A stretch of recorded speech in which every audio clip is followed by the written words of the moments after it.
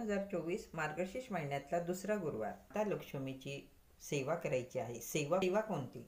जिथे तुम्ही पूजेची मांडणी केलेली असेल किंवा तुम्ही जर पूजेची मांडणी केली नसेल तर देवघरामध्ये माता लक्ष्मीचा फोटो, श्रीयंत्र, मूर्ती किंवा सुपारी तुम्ही ठेवली असेल तरीही चालेल.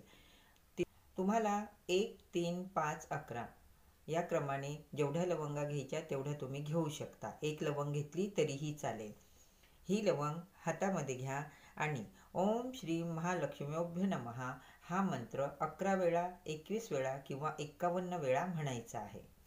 हातात असलेला लवंग माता लक्ष्मीच्या चरण, श्रीयंत्र, सुपारी, फोटो हे जे काही माता लक्ष्मीच्या स्वरूपात असेल तिथे हा लवंग आपल्याला अर्पण करायचा आहे.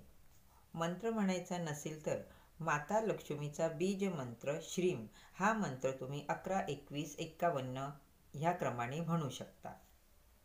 नंतर ह्या